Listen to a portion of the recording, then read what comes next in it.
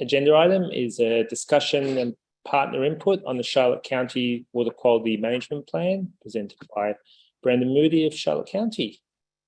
And the purpose of this is to provide discussion for the development of the Charlotte County Water Quality Management Plan in order to help identify measures for the improvement and protection of area waters. This discussion will serve as the preliminary framework for hiring a qualified contractor to develop the plan. CCMP connection, this relates to Water Quality Improvement Priority Action 1 to support a comprehensive and coordinated water quality monitoring and assessment strategy. With that, over to you, Brandon. All right, cool. Thank you, Mark. So at the last TAC meeting that I unfortunately wasn't able to attend, Nicole was kind enough to sort of introduce this concept to the group about our development of or impending development of a water quality improvement plan for Charlotte County, which we're calling the One Charlotte, One Water Plan. So I thought I'd take a few minutes today to follow up on that with a little bit more information on it, the what and the why of the plan, and also to kind of throw out a broad request for insight and assistance on some aspects of this. See the next slide, please. So just a little bit of background. The development of this initiative is actually described in our county strategic plan. When I arrived here, almost 2 years ago, I was given two kind of overarching tasks. One was to develop programs to help us better understand our water quality story in the county. And the other was to implement a plan to address water quality challenges identified by those programs, as well as other activities conducted by other agencies in the region. So at this point, the focus has been on establishing a surface water monitoring program, which we kicked off in June of this year. If you're interested to learn more about that, I did a whole song and dance, a public meeting with commissioners back on November 15th. A video of that is available online alongside presentations. Hit me up if you'd like, then give you a link to that. But basically, now that we've got the monitoring program going, focus is now shifting on implementation of this plan. Also, what we've been working on in the meantime is identifying those things that I think we need to kind of explore to create a more comprehensive water quality management program in the county. And by that, I mean, for example, the county has quite a bit of activities related to conservation, environmental education and outreach, but there may be additional opportunities to further engage the citizenry. For example, one thing that a number of our neighboring counties have that we don't really have right now is a citizen monitoring program.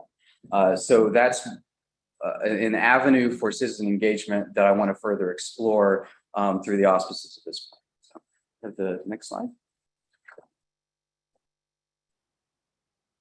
So as described in the strategic plan, the idea behind the One Charlotte, One Water Plan is to curate a collection of projects aimed at improving infrastructure, reviewing policy, and communication coordination related to water quality. And I think the nearest analog to this that I can think of off the top of my head is probably something like the Sarasota County Playbook, which for those unfamiliar is, an idea where they basically have various overarching topics related to water quality, a suite of initiatives and projects aimed at addressing those particular facets. It's a very interesting product.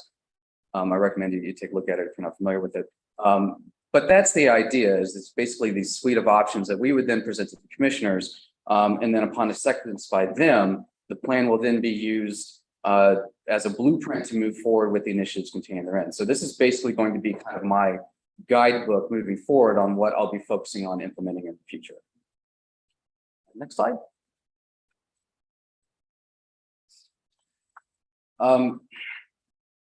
So we're going to be working with a consultant to develop this, and instead of just hiring them and pointing them to existing plans and say, go forth and give us something, I wanted to be able to provide the consultants a little bit of guidance and insight on some of the challenges and opportunities specific to Charlotte County, and give them an idea of some of the areas of focus that we would like to see addressed.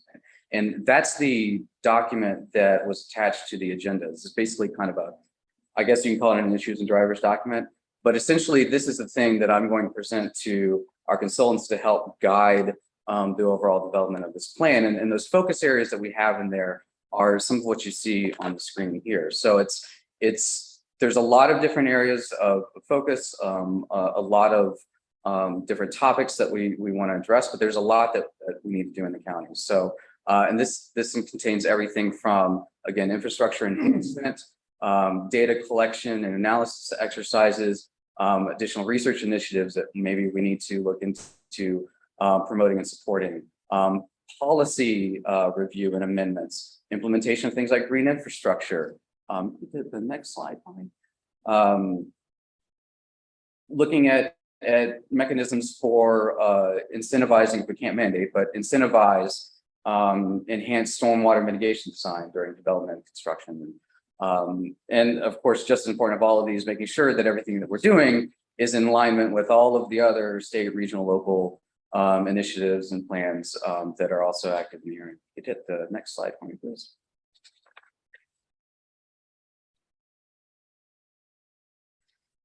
So right now, we have a somewhat aggressive timeline for pulling this out. The strategic plan had a listed goal of having this plan in place by, I think, the end of September of 23. Probably won't happen. You know, I'm much more interested in making sure that we have a really bang up product than meeting a deadline. So this is the most current schedule that we provided to the commissioners. I didn't receive any complaints to it, so we're kind of going to move forward into this. But you know, essentially right now, what we're trying to do is we're working on acquiring a vendor, which I expect we'll have done within the next month or two. So now is really the perfect time to start soliciting our regional partners and our neighbors for advice and participation in this process. Which, next slide for me, please. Which is why I'm talking about this today. So what I'm kind of envisioning for this, which is I'm sure how a lot of these plans are developed, is assembling a suite of subject matter experts on many of those focus areas that I showed on previous slides, and that's in that document. Basically to provide insight and recommendations on how we can accomplish those focus area goals. So number one, my purpose in bringing this up today is to put a call out for recommendations, either folks that want to be involved in this process or that have any entities or individuals that they think I should reach out to that would provide some very valuable insight on some of these focus areas that I've mentioned, that I can then try to rope into serving on an advisory panel of sorts for this as we move forward in development of this. Also, I'd like to hear from folks that have gone through this process in the past. You know, I mentioned Sarasota. I know a number of other agencies and counties have already done this sort of work. And so I'd love to hear kind of a lessons learned sort of thing. You know, what worked, what didn't, what pitfalls did you run into? You know, what can I take away from y'all's experiences to help this process go as smoothly as possible? Also, I'm going to be pestering SwiftMud and CHNEP and aquatic reserves fairly regularly for feedback on this, because I really do want to make sure that what we're doing with this is complementary to all of these existing plans, that we're both accomplishing goals that are set forth in those plans, that they're not in conflict with the priorities and goals of those plans, and so on and so forth. So in multiple steps in this process, I'm going to keep poking at those folks. If there are other agencies, initiatives, or whatnot that I need to make sure that I am aware of and incorporate in that process, please let me know. You know, it's just those three management plans were the three that initially stuck out at me. I'll probably also rope in DEP and just make sure that they're aware of what we're doing as we move along. But feedback and advice on that would be welcome, as well as any thoughts on that issues and drivers document that was included with the agenda packet. So that's basically the long and short of it. Just kind of really providing a bit of an orientation as to what's coming down the pipeline for us. And as we get further on in this process, I'll probably be kind of providing updates and continuing to, you know, solicit thoughts and insight feedback.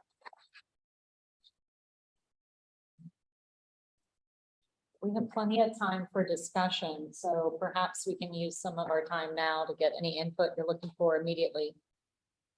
I have a few comments. Okay. that I thought, these are the comments of the types that I would share. Recorded on the meeting. I have other comments that I would share in other situations, more down to earth. But two things that struck me. You mentioned citizen engagement and some sort of I guess, community-based data collection or volunteer monitoring. I will tell you right from the start that I think the new EPA participatory science model is probably a better model for launching volunteer scientific data collection effort, because it starts out from square one with concepts such as quality control, standardization, training, and all that, working toward the green goal, the beneficial goal that the program is supposed to be accomplished. And you can Google that up on the EPA website if you have not seen that yet. We are thinking about in Manatee County for an air program that others have used in other parts of the nation that might be a volunteer-based air program that might be valuable in our county, but not valuable enough to direct professional resources for it. It would be valuable as a community-based effort. Mhm. So I think since you're at the point of developing and launching your plan, you would write those links in. And the next big issue that I saw is several of your, I'm going to call it goals, objectives, relationships, linkages are within your county department and administrative structure. For instance, green infrastructure stuck out. Mhm. Presumably you have a utilities or public works department that handles your stormwater management. County-wide and possibly works with the cities in your area too.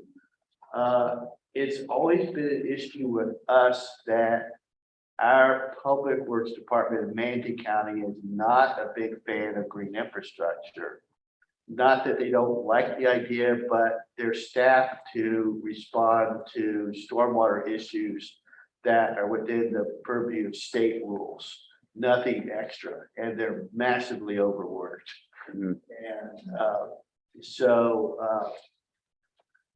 I would suggest that you define in your document your interdepartmental relationships that are going to be required or to implement your some of these policies that have department and interdepartmental and probably even political relationships, and just start talking about them, even if you have to sort of refer to them a little bit toned down version.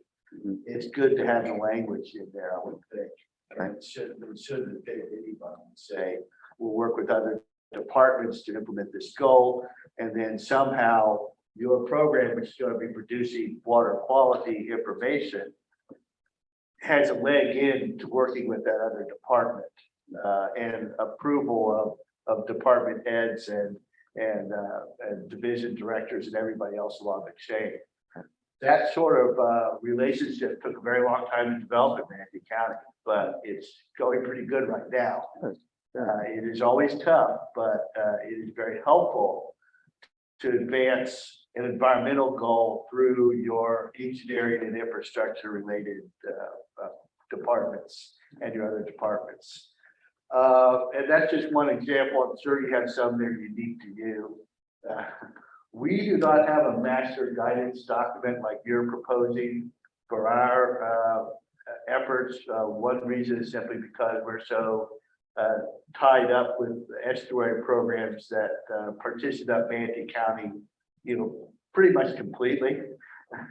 And we go more or less go along with the ride.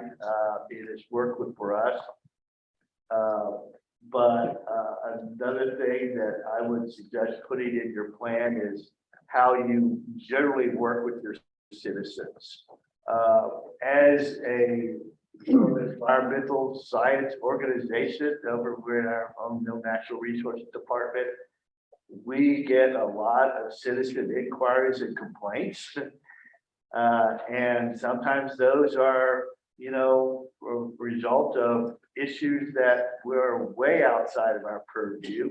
For instance, PFAS and issues like that. But we have to respond to them in a certain level. It might be a good idea to take the opportunity where you're writing this master plan to sort of put in some language on how you interact with your citizenry on environmental science issues. And they can come at you from all different directions. They can also come at you from your own commission, looking to direct a caller to you for answer a question about something that you haven't dealt with since college, probably. Right. So it might be a good idea to think a little bit about that. That's all the comments that came to the top of my mind. No, I appreciate it. And I think especially the point about, coordination with the other departments is well taken. The departments have seen that issues of driver's document was sent out to them a few months ago, and we were supposed to have a meeting at the end of September to discuss it. Something happened. I don't know, something. They kind of knocked it by the wayside and need to get it going again. But part of, I think, the way that the process is going to be baked into this, because to your point, at the end of the day, there are individual departments that have their hands in a lot of these individual topics, and they need to give their blessing to those elements because of the way that it may or may not impact them. So the idea is that, kind of as we work through this at various stages in the process, we get, the initial draft suite of ideas and projects on a given focus area. Those things that are specific to, conservation practices or education practices, whatever, will go to, community services to take a look at and provide feedback and say, that's crazy, or we've tried that, or we're already doing that, or we did do that, or here, this may be beneficial if you, tweak it this way, because this could help us if you, whatever. Right. So they're almost kind of, they're another tier of stakeholders that will have to be constantly consulted throughout this process. So the way that I was kind of envisioning doing it is you've got the consultants that are kind of, the ring masters of this, that get in these subject matter focus panels to kind of provide feedback and input. That feedback and input then gets codified into kind of some draft proposals, ideas that then go to our individual departments for vetting. Once our individual departments are okay with that, then we start talking to the public and we get the public comment and that sort of thing. Mm-hmm. So there really is kind of a multi-step process that will have to occur here. I'm kind of a weird position because I don't work in a department. So the benefit is I have direct lines of communication to all the departments, right. But I'm also not deeply integrated into any of the departments. So, it's a good and bad thing to it. So yeah, I have to, and I try to be sensitive about continually communicating with departments of anything that I might be doing or happening that they could impact them. But no, it's an excellent point. Thank you very much for the thoughts and feedback. Anyone else in the room? Yes, if you don't mind, Paul Semenek with Sarasota County. Brandon, I just wanted to let you know that I will be happy to assist you with this. I've already sent an email to my water quality staff, letting them know that this is coming down the pike. So that's it. Just want to let you know you'll definitely have our support. Great, thank you very much. I'll reach out to you if I may later today or tomorrow to kind of establish contact to be able to talk further. That's right. That would be fantastic. Okay, great, thank you.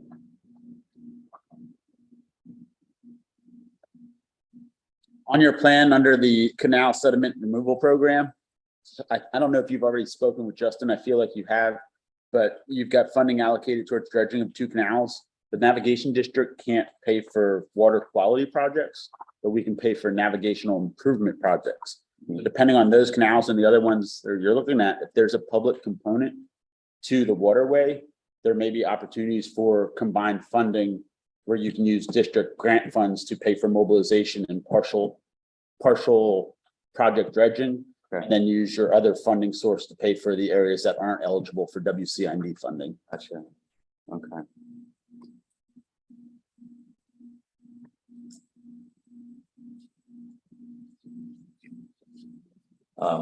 As far as also, well, you know this, anybody that we're the highest and control district has this program called Pond Watch, which is a citizen volunteer monitoring program.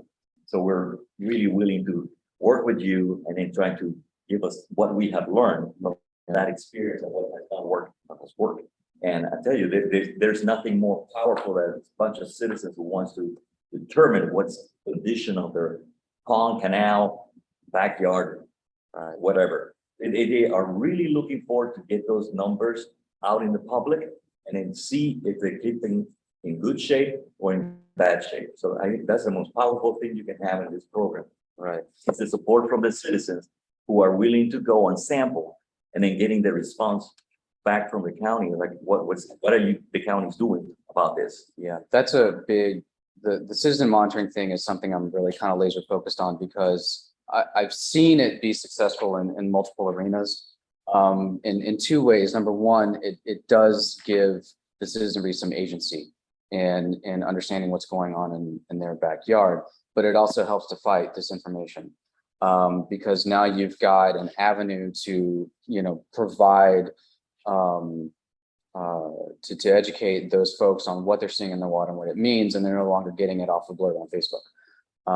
And then that then you can then spread, that appropriate information from neighbor to neighbor, and it ultimately, I'm hoping it will in that way make my life a little easier, because I think to Greg's point, I get a lot of calls from citizens about all kinds of stuff, and it's basically, I saw this thing on Facebook or blah blah blah, whatever, and you're never going to get rid of that entirely.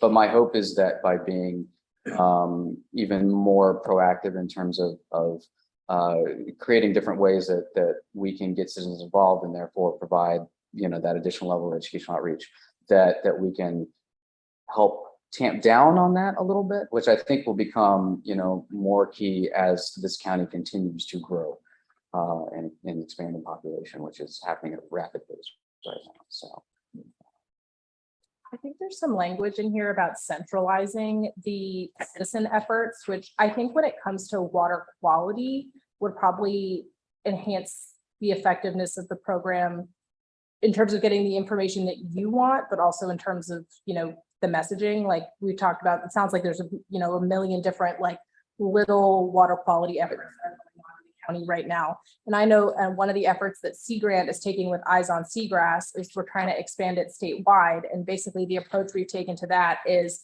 this is the base data that we need everybody to collect, and we need everybody to do this in the exact same way. And we can, everybody who's involved with all of those programs, and you can be involved and decide what you need. And then you give people, I don't know, if they, see something in their area that's more important to them. And that way you at least sort of have a central base and that's consistent. right, and that's actually and what we'll be talking more to folks like Mindy about in the future is that it's kind of similar to what we did with the county monitoring program, where what I did is looked at, okay, what are the methodologies being employed by Fish and Wildlife through the CCHNEP program. What does the Aquatic Reserves do? What are their processes and methods? How do we make sure that the data we're collecting can complement that? That sort of thing. I think similar with the volunteer monitoring. So, but it goes kind of beyond just the what parameters are we collecting. It's also like, well, how does the Aquatic Reserves, for example, with their volunteers, do their training?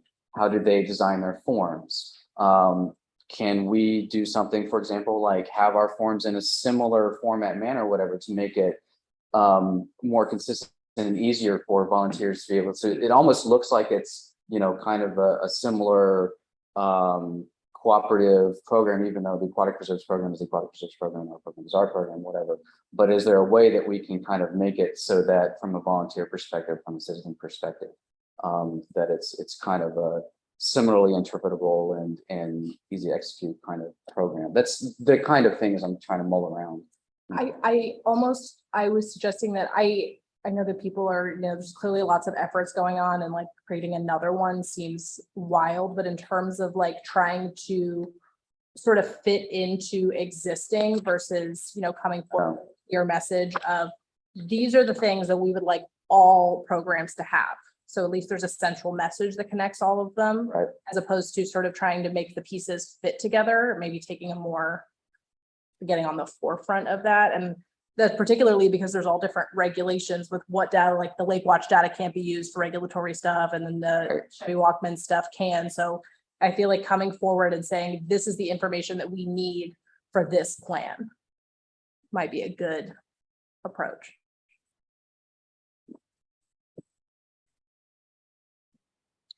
Brandon, I had a question for you. Sure. On page 3 here, you have an excellent map that shows all the current proposed verified impaired water bodies. Yeah. And I know many are aware that EP is holding a workshop next week to go over proposed TMDLs for our region, and there's really none proposed in the CHNEP area in this vicinity. And so I'm curious, obviously that's a huge part of trying to get water quality improvements, is to have that regulatory process that once these water bodies are identified as not meeting their designated use, that there is some action taken either through a basin management action plan or a resource assurance plan to identify where the pollutant sources are and to require those different entities to ratchet back, their loading to meet appropriate levels that would restore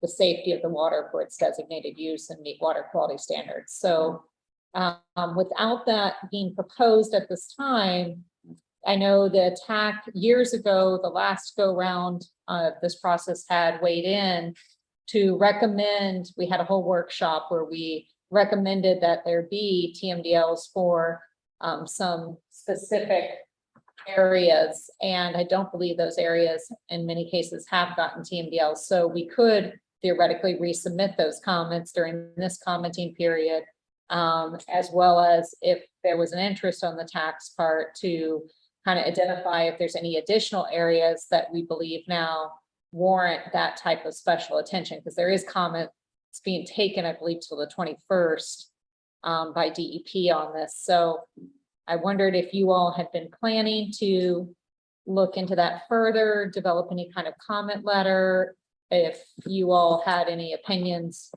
having seen that, basically there are no TMDLs proposed for these areas.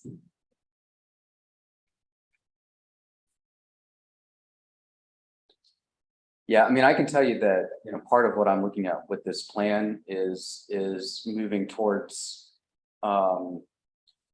projects and concepts that would potentially be included as part of an RA plan. What I'm trying to do right now is kind of set us up so that we could easily, as easy as possible, we could slide a lot of our efforts into the framework of a reasonable assurance plan, which is where I'm guessing things are going to ultimately wind up going if we want to see any sort of formal water quality improvement strategy for the harbor and contributing waters. So I'm kind of looking at all this with that overarching goal in mind. I had been holding off on banging the drum and yelling and carrying on about reasonable assurance plans until we heard from DEP about what they were thinking in terms of TMDL prioritization. And now that we're seeing where their head is at with Charlotte Harbor, I do think there would be value in kind of picking up a discussion sooner rather than later about really thinking seriously about what a reasonable assurance plan would look like, the region that we would be looking at, how far up the individual basins and all the other stuff. Would we want to tackle a plan for? So as for me, it should be Charlotte Harbor, but you can't address Charlotte Harbor without addressing at least the tidal piece mag, potentially statute, et cetera, alongside it. So and that's some of the really important distinctions between a reasonable assurance plan and a TMDL. Basin management action plan is that the basin management action plan, which is more state driven, really compels all the stakeholders who are part of the pollutant load for that downstream receiving water body to come to the table. And they can also, they're not confined by jurisdictional boundaries. So they can go way up into the watershed and, you know, look upstream and try to pull those stakeholders into the discussion. Whereas a reasonable assurance plan is more usually kind of community driven, more voluntary, so you can't necessarily compel all the stakeholders to be involved, and you don't necessarily always have the ability to cross jurisdictional areas to get up more of a watershed level planning, you know, document that goes further upstream to identify things, pollutant sources that are way in the upper watershed area. So there's definitely some trade-offs there. I know that there's limited state funding for basin management action plans, but and then you usually have to have, again, a TMDL first to build the basin management action plan or the reasonable assurance plan off of. If we don't have a TMDL, that definitely disincentivizes the development of either of those plans. And the funding of those plans. Usually a TMDL is a precursor for receiving funding to develop a reasonable assurance plan or a basin management action plan. So just wondered if you had any thoughts on that front. Is it something where maybe as a TAC, we should look at, you know, let's go for the gold and ask for TMDLs for at least a handful of the highest priority water bodies.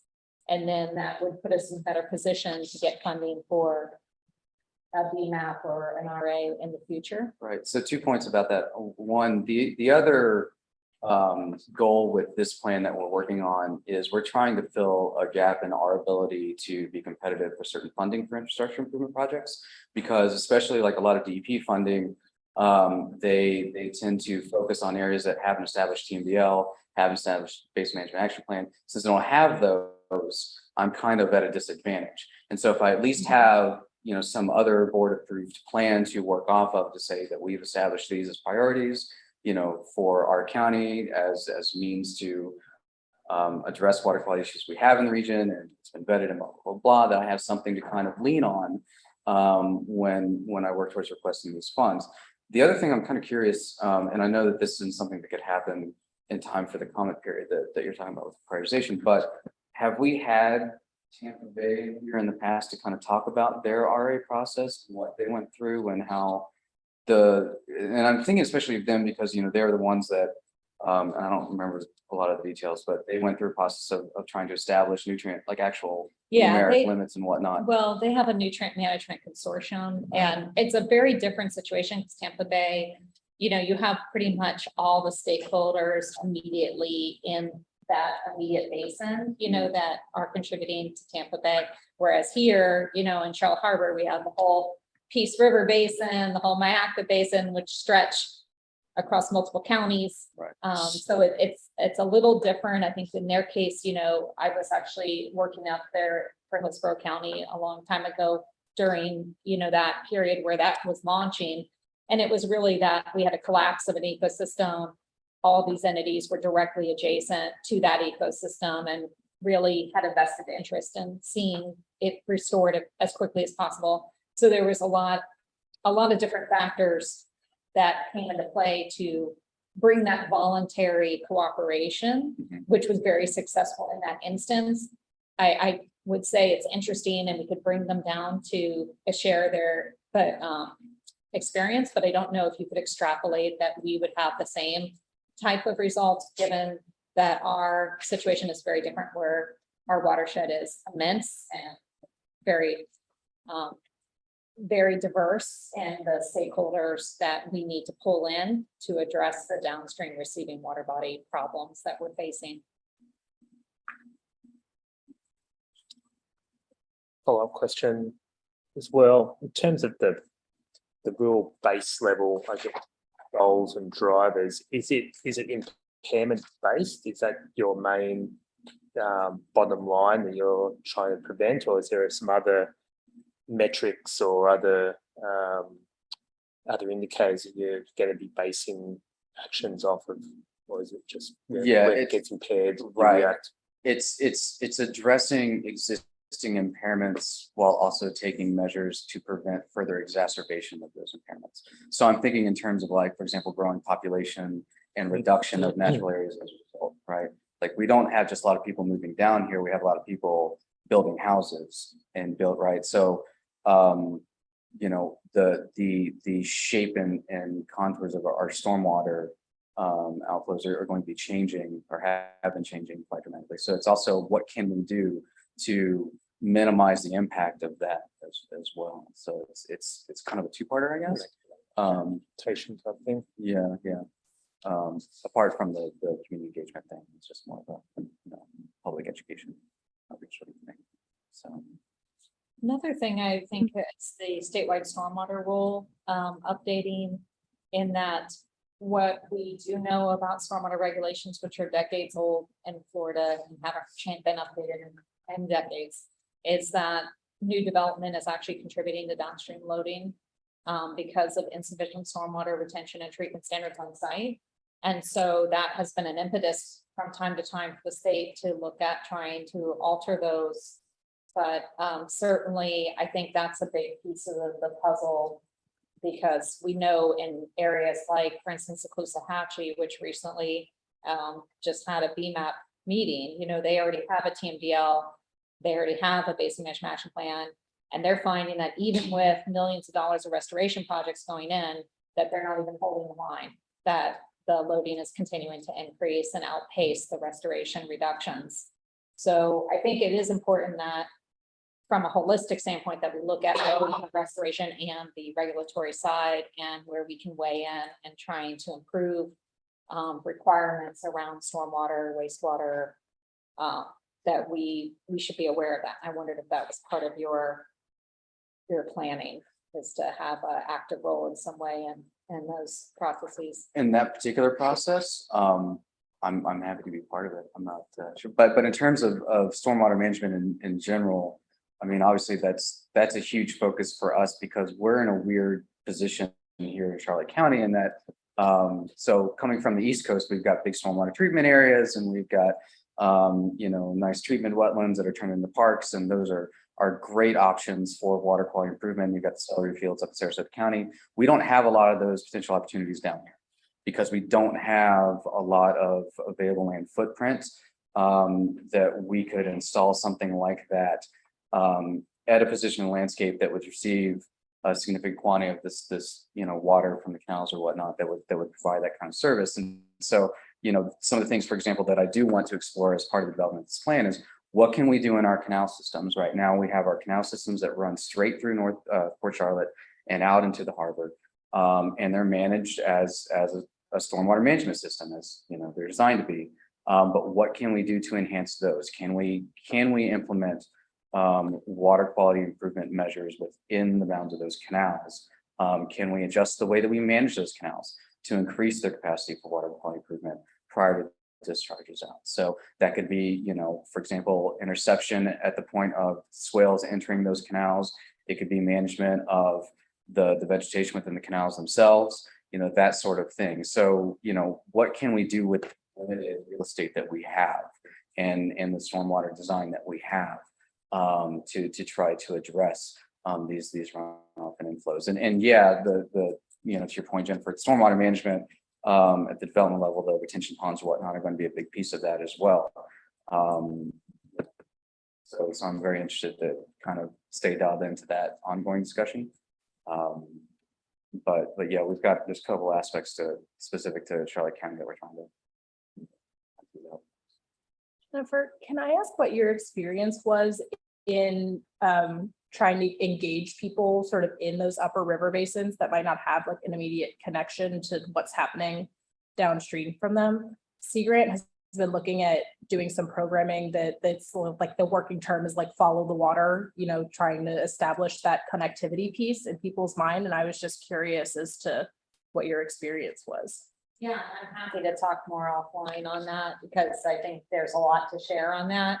But I do think, you know, we do struggle with constantly educating people about their connection. I mean, obviously, if you live out inland from Charlotte Harbor isn't necessarily maybe the waterway that you most value or recreate in, you know, so we tailor our messaging to those inland communities based on their immediate waterways, but then we also try to make that connection about how it's all part of a watershed that drains down to this estuary. And I think there is a lot of challenge, but I think from the point of the impaired waters, the issue is also that we have pollution, coming all the way down. And it's not that it, is anyone is more guilty than another. It's just that if we only focus on the immediate tidal Charlotte Harbor, like you just mentioned, I mean, where there's limited restoration opportunities, a limited area of influence over different polluting interests. If you take a more broader approach, like with the Basin Management Action Plan, usually you end up, the Caloosahatchee goes, for instance, all the way to Lake Okeechobee and then beyond. There's a Lake O, TMDL, so that is the level of watershed restoration that I think that we would likely need to restore Charlotte Harbor, because it sits at the bottom of this immense system and we have to have the whole system engaged. Yeah, I think there's a lot of non-point source pollution that makes us different than Tampa. And like Brandon said, we have canals coming right into Charlotte Harbor. And then you have the huge watershed. In Charlotte Harbor, they've been exceeding their numeric nitrogen criteria for many years now. So I think we kind of do need to make a point at this next meeting. I know I'm DEP, but what's going to happen with our area? We've seen the algae, we've seen the loss of seagrass, and maybe you could speak about fisheries, but I think we do need to do something. So I love this one water quality plan that Charlotte County and Brandon, all of his work that he's doing. And I think getting nitrogen nutrient loading into our system is a really important piece of information that we're going to need in order to continue. But do you have comments from the last time we talked? So maybe we could add what's going on in the last year or so. And They're available on our website. Okay. We have like a technical comments tab, and our last letter, which now was sent, I don't know, 4 or 5 years ago, is still posted up there. And so I encourage all the TAC members to take a look. We're a staff going to take a look and see if those water bodies are still impaired and in need of a TMDL. And if they are, I think the thought process is that we would resubmit the approved TAC comments from the prior cycle when commenting was taken. But we're happy to add ideas too. So if you look at it and you say, well, wait a minute, this really missed some key areas that, I think that's worth discussion, and we could even, organize a meeting before the 21st to have a special, maybe web meeting discussion with TAC members to see if we have any additional comments to add. I like that. Hey, Jennifer, I'll just throw out a connected thought here. Does the estuary program have any sort of advocacy or effort or involvement in the redevelopment of the new state stormwater rule? No, we did try to get involved in that, and we have had discussions with state individuals who are involved in that effort. As I understand it now, it's coming down the home stretch where there's really not a lot of opportunity for input at this stage. No, I have seen the final rule, and it could have pushed the ball further in many respects, but nonetheless, I think it probably is not going to be the last time that is addressed, and I hope that people continue to push that idea, because that is a big piece as we continue to build so rapidly in our region that we need to be addressing, because it's definitely not helping our situation. Yeah, the comments I've been hearing recently about scale of the management scale are right on. I mean, in order to fix the problem in Charlotte Harbor, you have to do watershed-wide efforts to be realistic. And I'm thinking about the other large NEPs or NEP-like programs that have similar problems. Chesapeake Bay, where I was hearing comments about Chesapeake Bay pollution control issues in the mid and upstate New York when I was there. I can imagine their connectivity with the Bay is not very close, and Albemarle, Pamlico sound area. Raleigh does not think much of that in many cases. So there must be models that can be used to spread an estuary message watershed wide that might be suitable in this case. But I'm starting to feel that the earlier you push the watershed.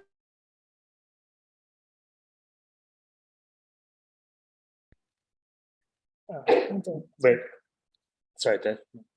Just wondering if we, Brandon and others, if we have a feel for, like, do we feel like we can get to a place where we're gonna be able to give some type of identity of where issues are, so that, like, every estuary is different. You know, is 30% of our problem coming from urban areas in Charlotte County? Is 20% of our problem coming from the Peace River? If we can assign some of these things, then we can figure out who our main players are, and then those are the people that we want to bring to the table. We don't have to necessarily bring the entire, you know. And just also, one other comment was that I think we should look into how many people in those counties actually do use Charlotte Harbor, because when I'm out in the water and we're at boat ramps, there's a lot of people who have flats boats that do use Charlotte Harbor from these inland. It's quite common, so that we do have some resources, and we do have, you know, some influential people who use this area and who live in. The TMDL is when it creates the load allocation limit for and then when you have that, then you look in the basin management action or reasonable assurance process, but definitely in a BMAP, you would then look at who is contributing what, and that's when you get the percentage allocation reduction strategy. And so if we don't even have the TMDL, you don't get to the next phase where you get an allocation strategy. So I think that's why we're concerned that we're not on the radar to get any TMDLs in this area. I would say, Dave, to your question, looking at it through the lens of a reasonable assurance plan, there are tasks, the way that I would see it working, because you do need what you're talking about, I think, if you're going the reasonable assurance plan route. But there are tasks that we're kind of doing in parallel to try to parse that out. So the way that I was kind of, because I know that, like, the way that this, well, I don't know, but I feel like the way this kind of goes, like, all right, well, let's get the data, let's figure out the data saying, now let's go through, and you're talking years and years and years to get to the ultimate end point of having an actual plan. And what I think we can maybe do is start, depending on where DP ultimately lands, their final prioritization, whatever, decision of attack and whoever else, all the other stakeholders that we need to start thinking about our plans. Start that process, because to your point, there's a lot of potential stakeholders that would be involved in our plan. So you're talking about a lot of effort that would have to go into start to get these people in line and get them involved. And in the meantime, that data collection assessment effort would be ongoing. Now, I can tell you there's two things going on. First of all, there's the work that I'm doing where we're trying to figure out potential hotspots and sources. And I did an interim as part of that November 15th thing. It kind of been an interim. Here's what we're seeing so far in the data. It's only a few months that I can kind of run through with you if you'd like. But, you know, the idea is continue doing that to further identify hotspots and areas concerned within Charlotte County. There are multiple proposals in place right now that would, if they get funded, should address a lot of your questions. A lot of modeling efforts for the harbor and the river basins and whatnot to identify these loading sources and whatnot that we could then parlay into. Great. Yeah. So that's working through systems right now, and I'm hoping that we'll know much better within the next few months if that's going to actually happen, because that is a critical piece of this if we do reasonable assurance. I'm hopeful that that's going to go through based on what I've heard, and if it does, then those folks can be working on that while we're kind of working on this organizational side, so then it all kind of comes together and we actually get to the point of let's all now sit in the room and talk about, you know, where the problems are and who the stakeholders would be to deal with it. So it's kind of Okay. All right. Need to wrap that one up, but that was a good discussion and thank you, Brandon.